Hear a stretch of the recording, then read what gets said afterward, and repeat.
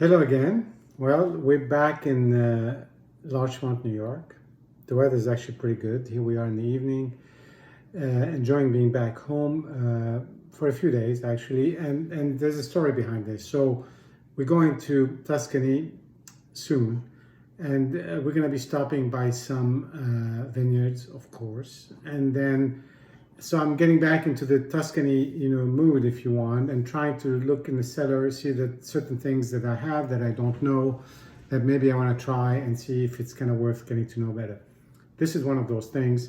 This is a Syrah, 100% Syrah from Tuscany, from Tenimenti di Alessandro. That's the name of the vineyard, the property in Cortona. Although the family, the Alessandro, has sold to the Calabrese family, I don't know, 10, 15 years ago, but that kept the name. And it's 100% Syrah. It's called Il Bosco.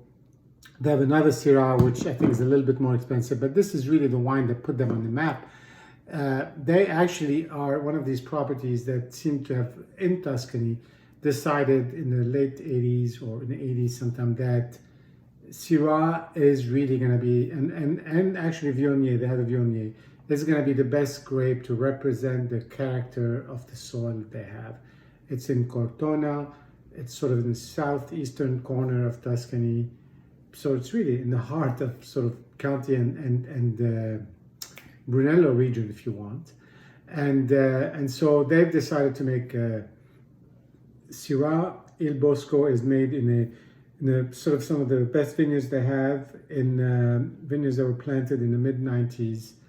And it's what they believe to be the pure expression of Syrah from that area. And this is a wine that has become very well known, not to me, but you can see that it has a bit of a following. It is really a very well known wine. Now, we've had together before the Pupille, their first attempt, the first vintage, the 2015 Syrah, aged in amphora and used barrels. So Syrah is something that is actually quite interesting for the Tuscany hills and Tuscany regions. It's got that sort of some of the same soils, with the granite and some sediment in some areas. So it's a little bit of a twist on the northern Rhone, and it doesn't have the river, of course, but it's just got another expression, and people have found it that to be really interesting to do. So let's see what we have here. What I want to note first is that color. The color is so incredibly dark and rich. It's really beyond sort of, it's like more like a dark Côte Rôtie or Hermitage, very deep, sort of dark red, very inviting, to sort of lose yourself in it. It's very aromatic. Not necessarily the violet that you get in the Saint Joseph sometimes, but really dark red fruit, and a little bit of that sort of maybe with the vintage. This is a 2007. A little bit of that old leather, a little bit of mustiness, from the earthiness. A little bit of that leather. Lots of fruit. Very aromatic. Very sort of strong, aromas.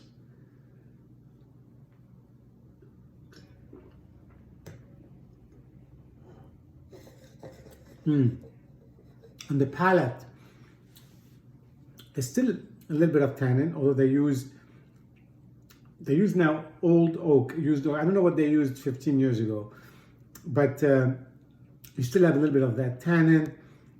Beautiful mix again of the fruit and a little bit of licorice, and the sort of the leatheriness and the old wood cigar box that we described earlier. There's none of that pepperiness you get from Saint Joseph, sometimes some Cornas as well. It's really more akin to kind of a mix between a Côte Rôtie and Hermitage. It's a little bit, it doesn't have any Viognier in it, so it's a little bit maybe less subtle than a Côte Rôtie, but it has a lot of presence, but it's not as massive as an Hermitage. And I don't like to compare these wines, but to just place it into people's frame of reference, sometimes it might be helpful. A really beautiful Syrah.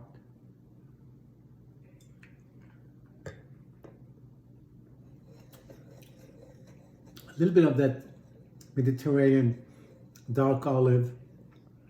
Just a very interesting wine. And it's really ready to, I wouldn't want to wait a lot longer on a wine like this. I don't know if it was made to age this long. It's still pretty stable, very good.